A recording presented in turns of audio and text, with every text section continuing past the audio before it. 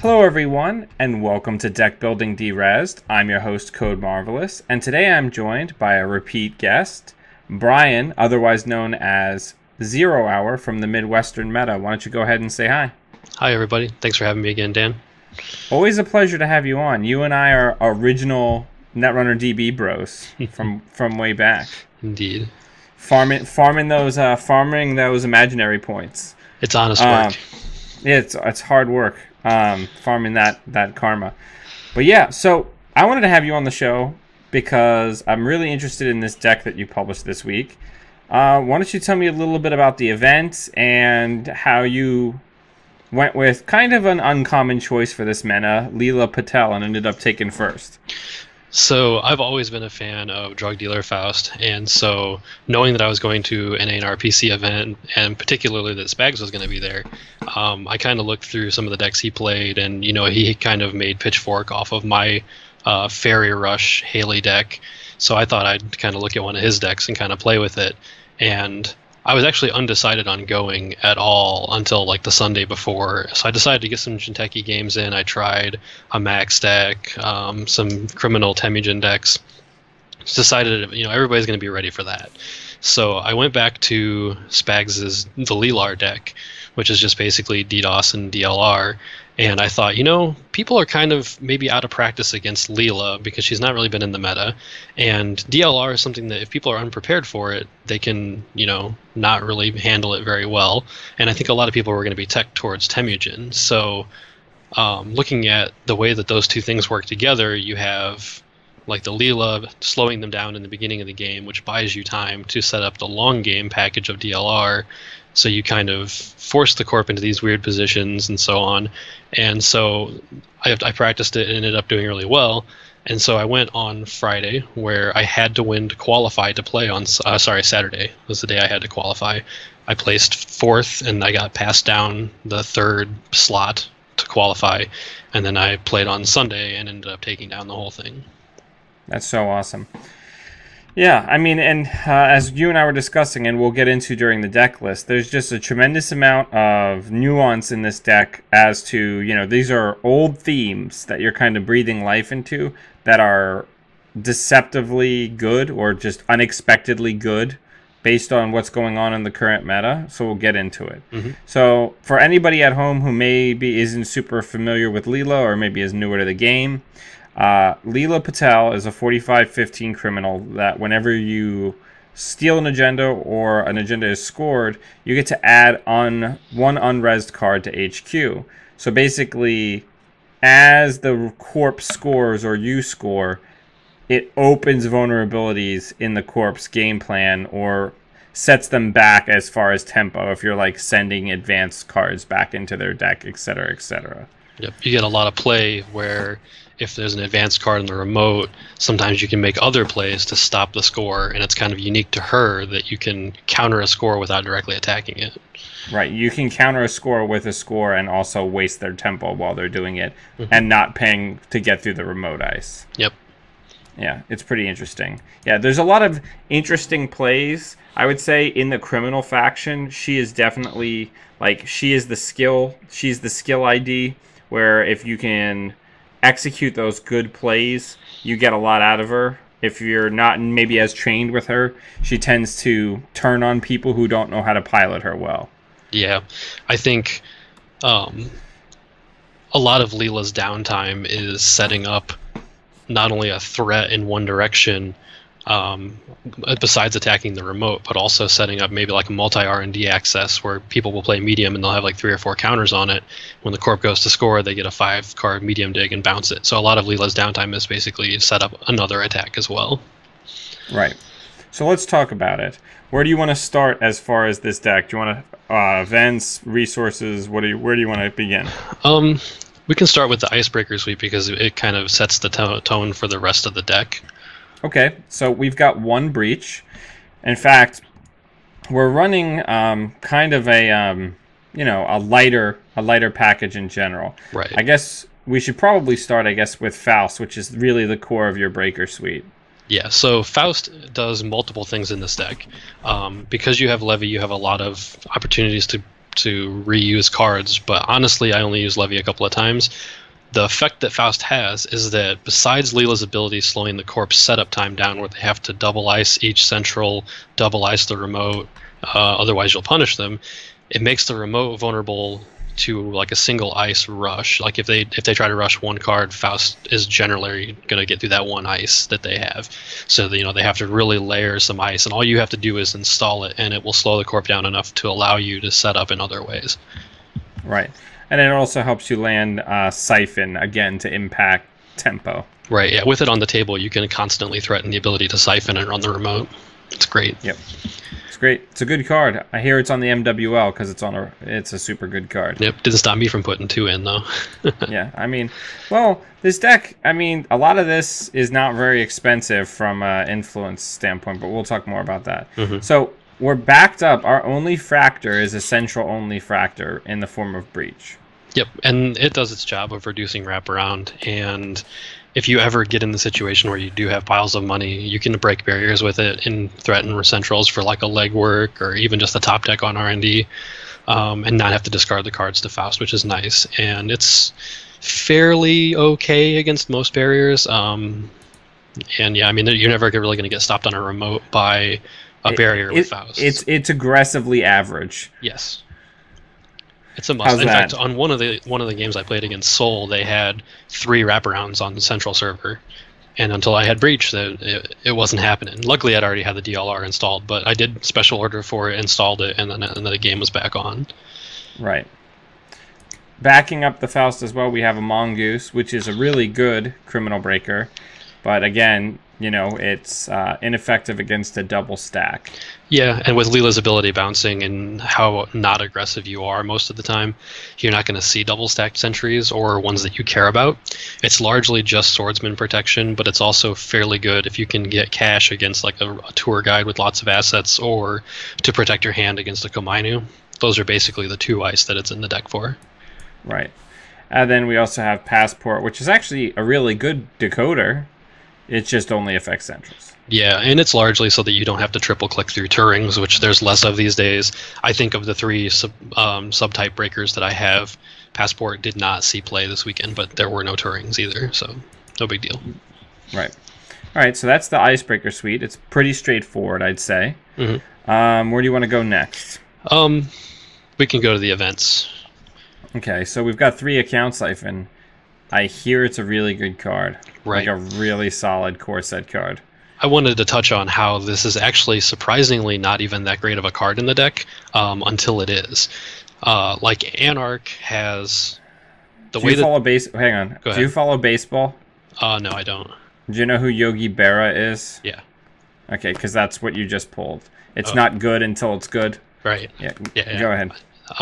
So Account Siphon in Anarch, the DLR deck that's Val or Max, it's designed to just hammer siphons and keep them at 0 to protect your DLRs and just shut out the corp.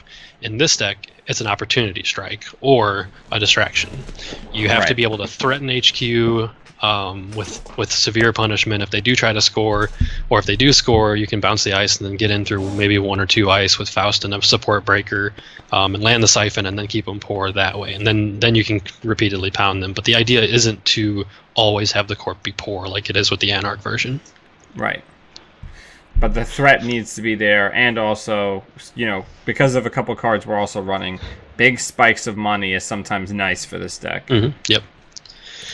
So we've got Easy Mark, which goes hand in hand with our draw package, because it lets us kick up our money from 0. Yeah, this is in the place of what a Sure Gamble would be in most decks. It's what you need because a lot of the time you're going to be at 0, and if you look at Faust or Mongoose, or even the Blastcrete, you need to be able to burst 3 suddenly. And if you have to play Levy in the late game, generally you have to sit on an Easy Mark and maybe you pop a Fall Guy with it to play the Levy. But it's 100% recovery money. Sometimes if you drug dealer into your 3rd 1-cost card, you'll play it and then play down 3 1-cost cards. So it's perfect in the deck. Yeah, it's really good.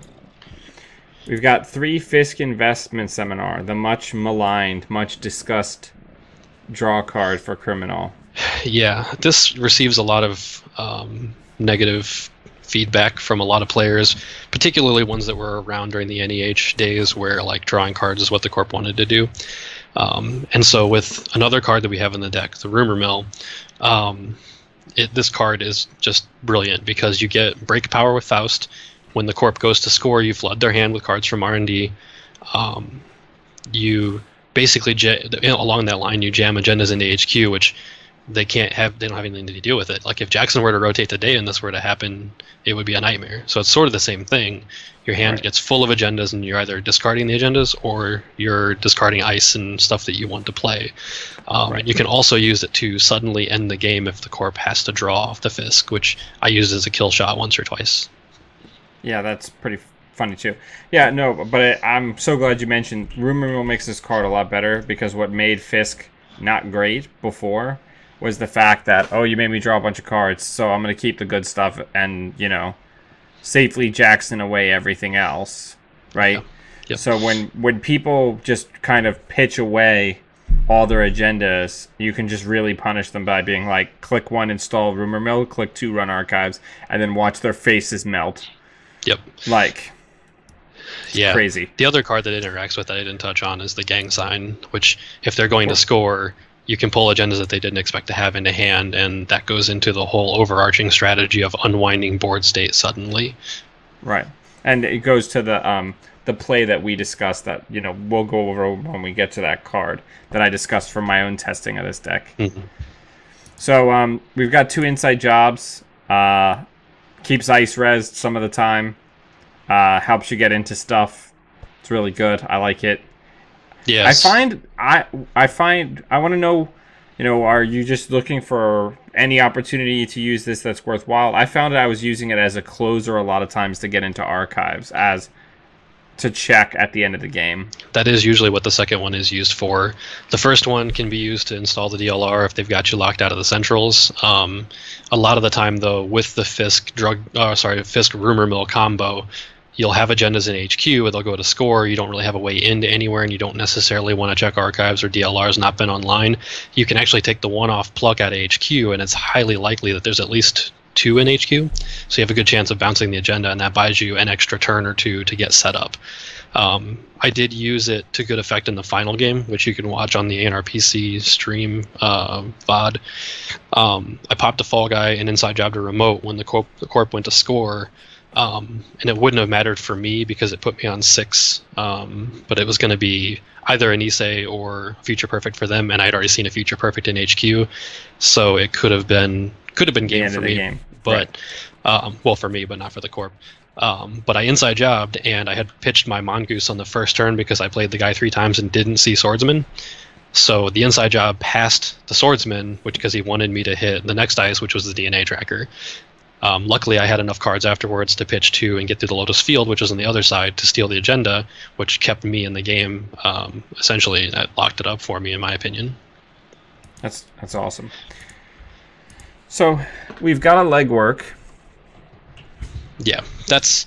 I have it in as a one-of because you really only ever play it at the end of the game, or if they've gone a really long time of seeing a lot of cards from Fisk, and then the Rumor Mill blanks them so that they can't get anything, or if you just need to take a shot to bounce a remote, it's good to have in your pocket. Well, what I've found playing this is that the game is actually just stalls, where it'll just be turn after turn after turn of them trying to set up their board state while you destroy it. So then you get to this point where HQ is just so chock full of nuts. Like it like literally has to be. Yeah, and you hit the Legwork, and I'm frequently hitting 2 agendas. Yeah, every time I played it, even if I didn't hit the agendas, people watching the game would tell me that they had at least 2 or 3 in the hand, and I just got unlucky. So I know it's easy to time, because if you have a game sense of when agendas are coming out of R&D, how many cards it takes to have statistically drawn enough cards to have an agenda, it's very easy to play it at the right time. Right. We got Levy. You kind of already touched on this. It's a reset button in longer matchups. It, you know, brings back a lot of the things that you want to feed to Faust. Yeah, I played it probably 2 or 3 times, and I honestly don't know that I had to. I've been thinking about testing without it, for probably a DDoS or another rumor mill and another DLR. I don't think it's crucial to the deck. I don't feel like you have to protect yourself against having to have it available, but it's nice to have. It is nice to have, and we don't know if there's going to be more spiky Pilana and net damage decks coming through. Yeah, if you're in a situation where you're playing against an attrition deck, it's always nice to have in the pocket too. Yeah. So we've got Rumor Mill. Rumor Mill is a really good card that I really hate because it just destroys an entire way of playing Netrunner, but that's a discussion for another time. Yeah, this single-handedly fixed several matchups for me. I've been a long-time Siphon AI player, and the biggest thing was Caprice on HQ just kills you. So it just completely flips that matchup on its head. I played Trevor, my opponent, in the final match. I played him 3 times, and I was his only 3 losses on the day as Leela. And he was Pilana, Glacier, just old school, the good stuff, my favorite corp deck to play. And against him, he had 2 scarcity of resources, and he played over my Rumor Mill several times in one game, and I probably played Rumor Mill myself 6 times in that game.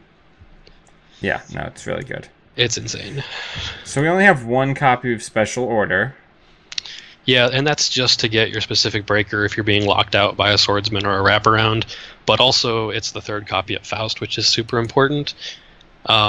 But I found that I just wanted to have the wild card for a specific breaker type without running more copies. It's pretty straightforward. So I feel like these next 2 cards, the 2 Plascretes, are here like just to deal with Boom. More or less, yes. I was coming into a must-win situation on Saturday to qualify, and I knew that in the meta there's Will Brown, who plays nothing but kill decks. Oh, I'm familiar with him. Yeah, that's his thing. And I also didn't really know what to expect. And I had 2 slots.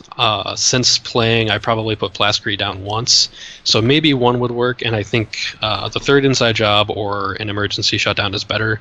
But I wanted to be completely impervious to shutdown combo boom decks and stuff like that, so sometimes you're riding tags early. Having the protection is really good.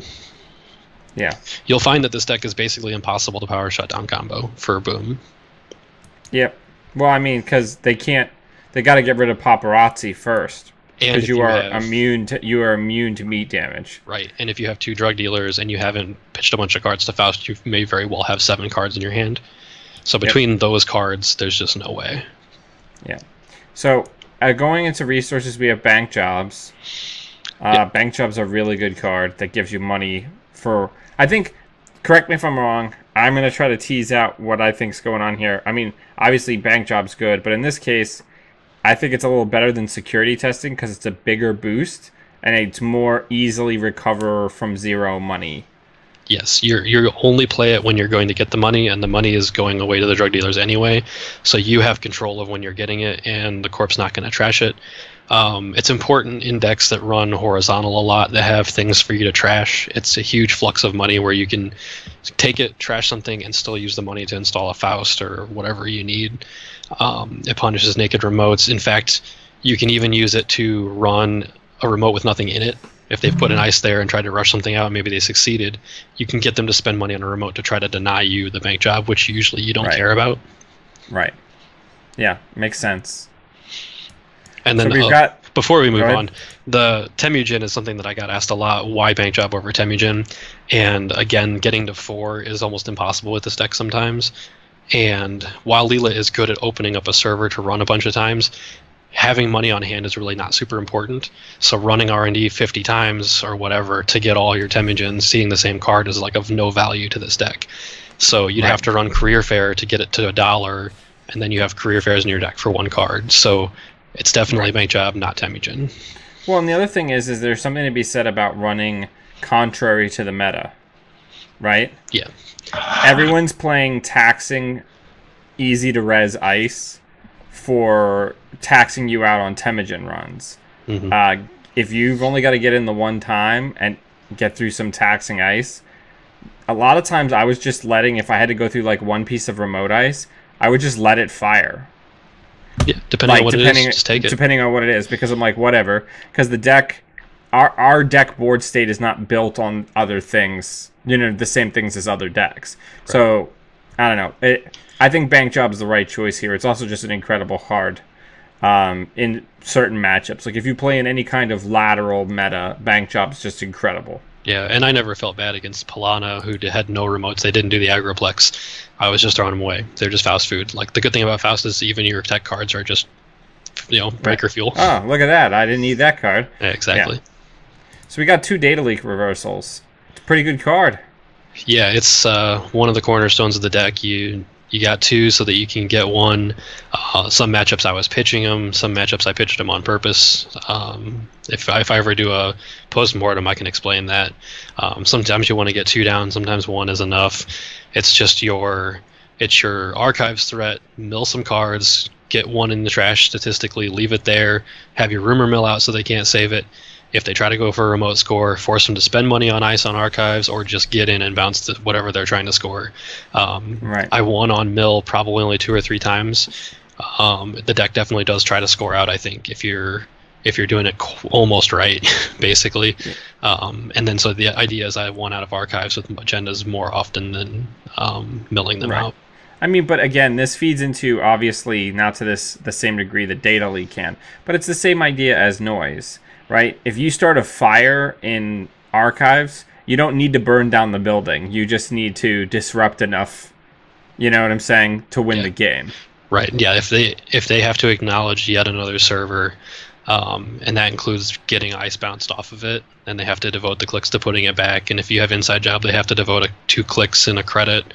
It just adds up to slowing the corp down, and that's what we're doing. Right. Yeah, it's really good. We got 3 drug dealers. It's the primary draw engine in the deck besides Fisk. It's fantastic. It goes down for 1. When your turn begins, you lose 1. When the corp turn begins, you draw 1. The best part about this card, for those who may not be as familiar with it, it was more popular before the MWL put clone chip on there from the old Gabe drug dealer decks. But if you have 0 credits, then I guess you're just stiffing your drug dealer this week. Yeah, it doesn't do anything.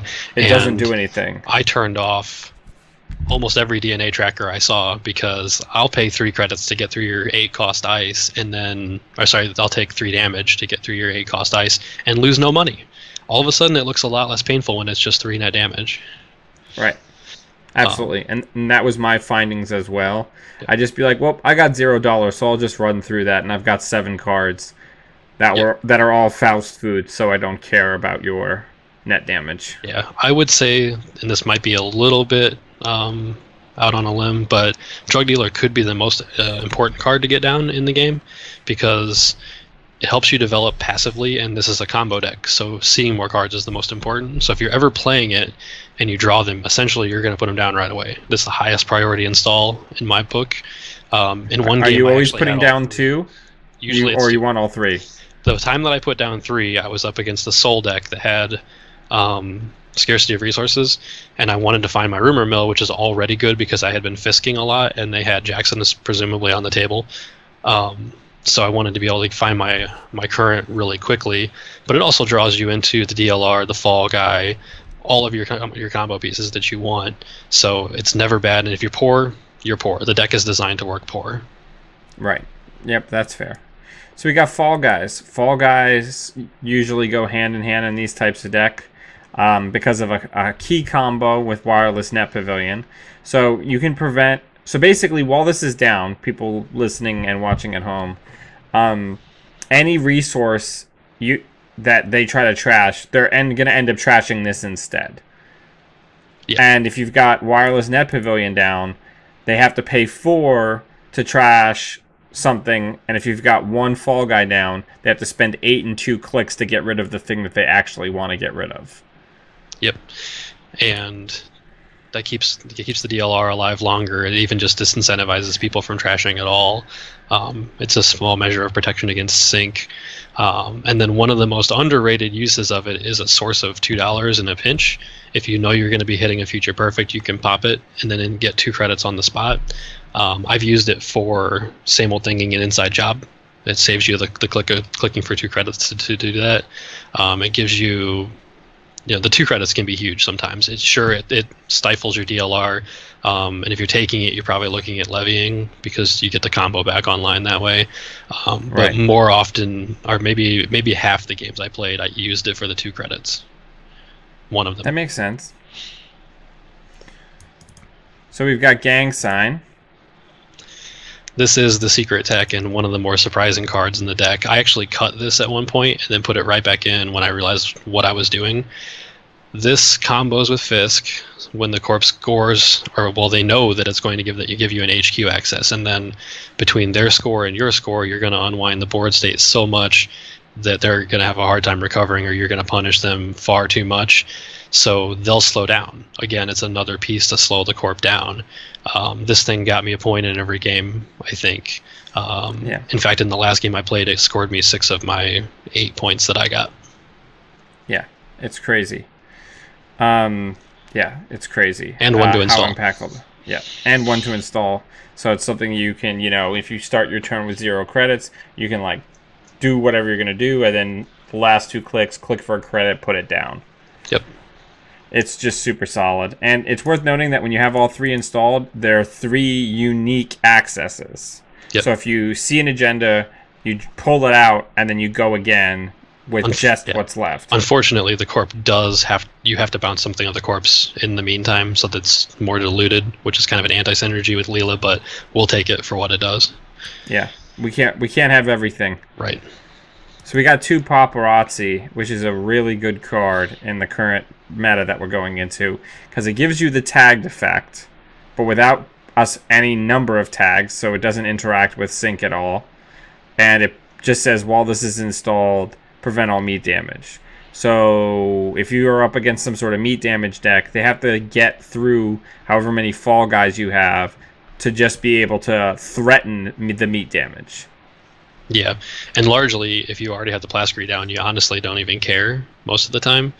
But it does protect you in the backup situation. Like a corpse staring this down, between the money to tag you enough to kill you and be tagged on their turn, and then the damage and all the stuff that they have to pay for, usually they just give up. I saw so many kill cards going in the trash when I was testing this. I didn't play any on Sunday, but people throw them away. It's never going to happen between the siphons and all the stuff. And the other super important thing that it does, and before Rumor Mill came out, you needed this in your deck because sometimes you just can't siphon HQ and you have no way of getting tagged. This turns on the tagging for you. Right, absolutely. So we got Same Old Things. Don't really need to belabor that too much. Same Old Thing is a great card. Yep, mostly for siphons. Can't use it for Fisk if you're testing this without playing on Jinteki. Get you your Levy, and I used it repeatedly to play Rumor Mill against Soul and other decks, so it's good. Yep. And then we have 3X Wireless Net Pavilion, which is the unique resource that says whenever the corp takes the action, you know, spend a click to trash a resource, the corp must pay 2. The reason why it says pay 2 is because if you're playing sync, that base price is reduced to 0, so this brings it back up to 2. If you're playing against the normal corp, it effectively increases the cost by 2. Yep, and once again, it's another card that's going to slow the corp down when they have to unwind your DLR board state. I used it in several games just to protect the drug dealers when I had siphoned the corp low, stayed on tags, put it down, and played gang signs. Yeah, and they look at it. It's not worth it. Yeah, the drug dealers and gang signs, and they're just like, well, whatever, he's going to be broke, maybe I can work around this. And it's usually not the right bet. Right, because what are they going to do? Because they're going to click for 3 credits this turn, and then next turn click for 1, and then trash 1. Right, like, exactly. It's not great. So this is the deck. It's pretty solid. I'm really excited. My testing has been going decently, but I'm not nearly as practiced with the deck as you probably are, so I can't wait to get your feedback on it. Brian, thank you very much for coming on the channel again. I really appreciate it. Yep, thanks for having me. Those of you who don't already know, you can find him on the forums and also on Netrunner DB as 0ur. A lot of his stuff's really good. Check him out. And we're going to take this for a spin on competitive Jinteki. And until we see you all again, always be running.